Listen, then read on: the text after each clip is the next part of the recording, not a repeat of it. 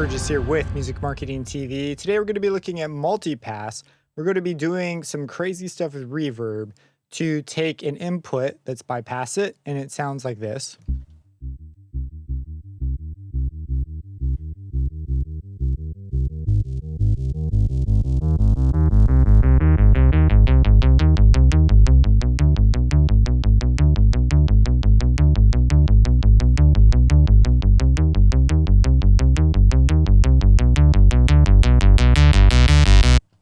And we're going to turn it into this.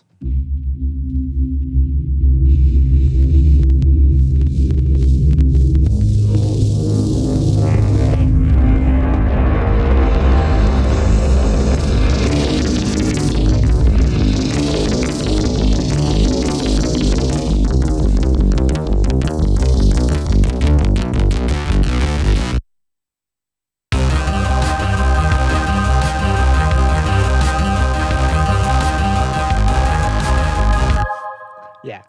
So this is just, I tossed this together at the very end in like a minute or two. So this is by no means part of the tutorial. It's just, I wanted there to be some sort of a payoff after the build because it's a pretty dang good build. There's also some clicking and stuff here that is not present when I'm not recording. So I think it might just be related to CPU. I'd have to render it to see if that stuff makes it into the render. Either way, it sounds freaking dope and way cool considering the input. So what's going on here? Well, it's a bunch of reverbs essentially being turned off over time that are frequency specific. So that's what each one of these is. They're a mix of algorithmic reverbs, 2 of them, and then a convolver on each. And those are being like randomly moved around. The frequencies are being randomly moved around. And as those turn off, there's a master channel that's got a compressor on it, upwards and downwards compression. And that's being turned off as well. And then on the input, there is some stereo imaging, which there is also on the output, a chorus, and then a nonlinear filter. This is a very inconsequential, but importantly, there's a distortion. And the distortion has been hooked up to a macro that turns on over time and sort of just juices everything up to 11 as we move through. And that's the reason why when we end here, it sounds pretty clean because all these are off, but we now have a juiced up distortion. And there is at the bottom here some stuff related to the patch that we're using as an input. So that's essentially what's going on here. Let's make it just from scratch. So I'm going to go ahead and bypass Multipass. We're going to really quick take a look at the input patch. So this is the input patch. Notably, the distortion is ribbon. This is important for it to sound the way it is. And the 2 things that are being automated are the low pass frequency for the cutoff and the pluck length. So that's what these are. So originally, and the subharmonic, the pluck length, and there's the frequency. So the frequency comes up and opens up. This is important. So you get like that low coming from the dirt kind of a sound, like zombies coming out of the ground or something. And then here's a sub frequency. That's this guy. It essentially just basically makes some subs for us to mess with. So at different points, the more you have this in there, the more it'll affect the processing. So over here, that's why it sounds so much more beefy. And I back it off quite a bit when we get to this section, so that's not overwhelming. And because the distortions will respond to this bass very differently when something that low and loud is coming in, because remember, we're filtering it. So this is going to play a significant role when this is higher. And then finally, there is a pluck decay that's turning on over time. So this isn't a tutorial on Harmor, but just so you know, sort of the bits that's going on with the original process. Okay, so we've turned off Multipass. Let's go ahead and make a new pattern. Or not a new pattern, a new playlist. So we'll go to we'll clone it. So here it is, and then we'll get rid of these so that the only things that are here are these guys. So these are all related to Harmor, so we'll put them all together. We don't need this over here since we're not going to focus on that. And let's look at what we have now. So just that in the input patch, which is this guy. We just have kind of what you would expect. So let's go ahead and toss on another Multipass. Oh my goodness, if I can type. All right, so we have Multipass up. So first things first, let's turn on all the bands and sort of just move them around just a little bit more evenly. And let's put a reverb on here. So we'll grab the reverb and we'll grab another one. We'll make these kind of short. You can kind of do whatever you want with these. So it's up to you. If you want big, long, flowy stuff, make it long. I'm going to settle with just the shorter stuff and put the mix at 100% so that they're completely reverbing out the sound. In fact, I'm actually kind of curious. What did I settle on for the other one? Yeah, I have them at 100% with some smaller sizes. So that's just the vibe I went with. We are going to stack a convolver after, so that's, you know, keep in mind that that's going to be coming. So right now it just sounds like reverb on 2 bands. That's what we have. So let's add the convolvers. So we'll go to convolver and we'll copy this over. Now for the convolvers, there's different input responses. Some of them are more like filters, so it can be kind of cool to mix filters with other things. However, I want this glitch folder. It's pretty cool. A lot of interesting ones are in here. And then also like spaces artificial is kind of a cool one. So let's go ahead. I'm going to do like I just literally pick them randomly. Like I don't overthink it. Let's just go for some random stuff. There's that one. Let's go for a live room. Why not? Why not a live room? Let's go for an experimental space. Let's do a glitchy one at the top. Why not? Other spaces? Sure, look at that. Who the heck knows what that's going to do. So with this input, yeah. Okay. So now I want the verb frequencies to sort of move around so that bands will be sent through different processing chains, you know, sort of at different times. So to do that, I'm going to use an audio follower first, and I'm just going to move these bands around. So we'll have them go 100%. So they're all going to just get shifted up when an audio input happens, like that. And I also want a random module, and we're going to take the smoothness up to 100. And this is going to randomly move them around so that at times they crisscross and I don't know if share is the right word. I'm actually not sure exactly what happens. I haven't thought about it a ton, but the whole point is have them mash around to make this verb stuff get sort of crazier. So I'm going to sort of move this one. We'll make this one negative because why not? We're crazy. This might be a little too random. I don't know. We'll see. This is something you might come in here and try to like fine tune. Originally, I had this idea of these 2 lanes having a specific like sound to them, and the other ones be sort of like these glitchy things that tend to sound reversed, and then mixing them. But I sort of threw that out the door and just made most of the things random. So that's what we have though. So now.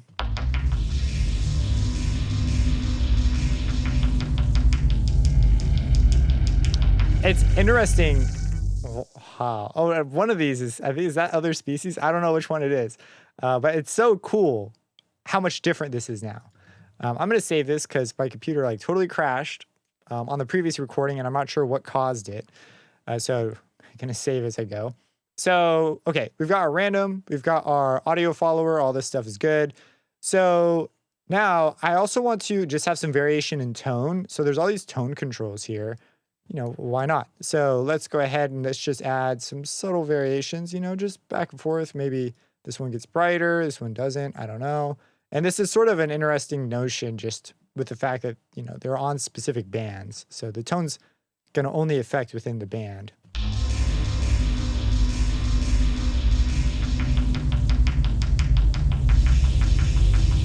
But we have the core idea of the patch. We have crazy reverb stuff. We're going to be removing it. And you can get a little fancy with how you pick your convolutions, impulse responses, impulse samples, IRs, impulse responses. But what I'm going to do now is move to the next step, which is to turn the mix off on every single one of these things. So first, I'm going to go to, browse parameters, find it, and automate it. And then we're going to go to browse parameters, find mix 2, automate it. Browse parameters, find mix 3, automate it. Browse parameters, find mix 4, automate it. 2 more. There's just 2 more. 5. And we'll automate that. And browse parameters. And we are going to do it on the master effect as well. So, okay, we've got our master effect now. Oh, yeah, these come all the way out here, huh? So, in fact, if you hold like shift and click off and then drag, you can cut things if you didn't know that. So, okay, with this done, I want to toss on a not OTT here. I want an OTT style thing. So we're going to put on a multipass. And in multipass, under dynamics, there is one called not OTT. So this is going to be turned off with everything else. And I'm also going to add on to it a stereo. It's just called stereo at the top and just bring the width up. Because why not? You know, we're a little bit crazy here. For this, I'm going to leave it as is. I'm going to bring the mids up. It's got a tone control. So you know what we got to do? We have to move it. You have to. It's the law. Upwards compression higher. Out gain's fine. Yeah, we're just going to do that. Super squish. Beautiful. I should point out here, before I forget, there is an OTT. This is a free plugin, by the way. Just on the output, just because, why not? It's just pulling things together here, just so you're aware. That's there. These are the settings. I literally only touched the bands, and that was it. I didn't touch anything else. So if you do these things, it'll be the same. So, okay. That's just tightening it up. Basically, the same thing this is doing, just outside the plugin. So this is constantly here, where this one gets turned off. So it's only on while we leave it on. So in order to really sell it, we're going to take the various things and turn them off over time. So, you know, they're all essentially going to do some form of this, where they turn off over time. However, you know, some of these should probably turn off a little sooner. So these are the high bands. This is the master band. So maybe this is fine for the master. For the high band, maybe we leave it on. We have it duck down a little bit, and then we have it come down at the end. Maybe for the mid band, this comes down a little suddenly, but turns off sooner. This, maybe we have the lane 2, this lane right here, come down over here. And then lane 3, maybe we tame these just a little sooner, but they're still kind of there. You know what I'm saying? Like, they're just not as influential because these low ends are just going to be so big. Let's just hear that.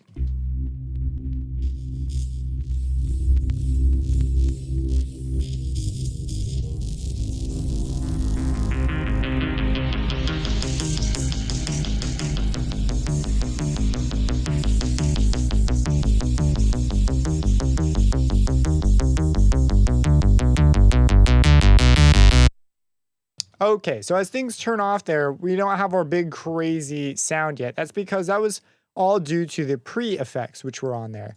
So let's toss a hostile. It's just another stereo move. This one isn't like super important, but I kind of know what I did before. But let's just turn this way up. 100 might be like way too much. I don't know. Let's just hear. You just get that delay. So, you know, if you're wearing headphones, it should be pretty pronounced. Like here's before and here's after. Suddenly we have a stereo image. Well, so that's really nice. Let's also toss on a distortion. This is kind of where the big magic happens. I messed with this for so long. The first time I made this, we're just going to go straight to overdrive, bring the dynamics up a smidge, and just pump the crap out of this. We're going to hook it up to macro 1, which will be given positive control. We're going to set this position to 0. So that at the beginning, it's this. And we're also going to, do I want to bias it? I think I biased it originally, but we'll just leave it out. So then we're going to bring the drive up and it's going to do that. That's the whole notion of what we're going to do. We need to look it up. We need to link it up to macro 1 so it can be automatable. We're going to go browse parameters. In fact, I'm not sure. Yeah. You have to use the macros. So go to the macro, move it, automate that macro. And the macro we're going to leave off at the beginning, but we'll have it turn on. And we'll have it like reach full capacity, like around the end. And we'll leave it at that. That's fine. So now we have a crazy distortion turning on over time.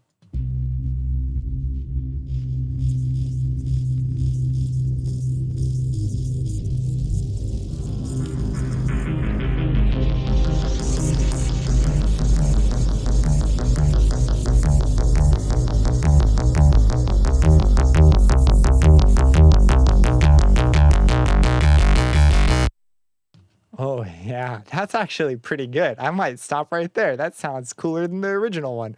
Let's also, while we're here, just because I know I did it, let's toss on a chorus, and we'll put that before. I believe I had this at 2 or 3 or whatever. We'll bring the, I don't know. Let's bring the depth down, delay down, and let's put it on taps 3.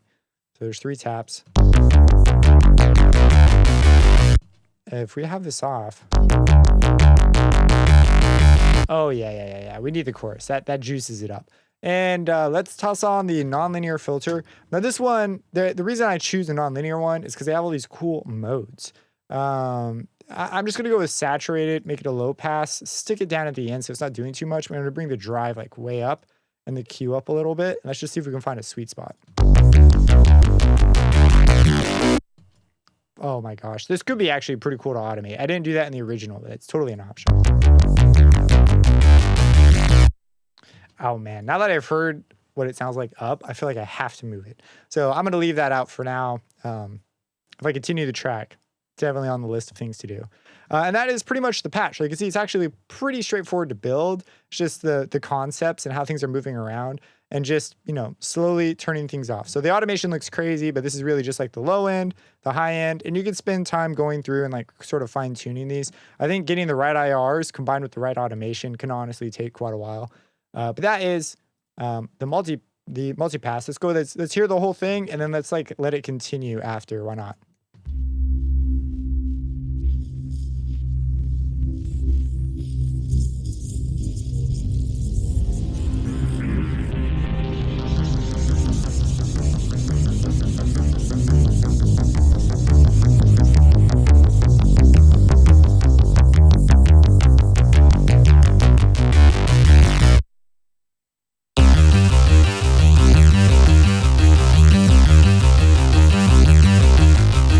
Man, we need the from arrangement 1.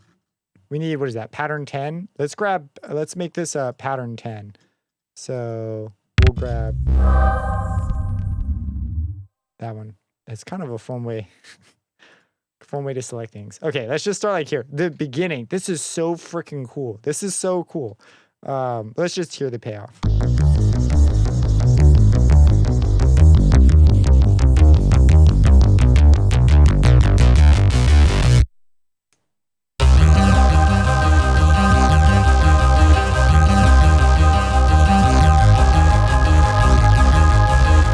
So that's kind of what would happen. Obviously, you stick something there, you might transition, might have a different rhythm. I don't know. You could do a million things. But as far as this part doing its job, I think it's there. If you have any questions about this, feel free to let me know. Subscribe and hit that bell icon for future videos, and have a blessed day.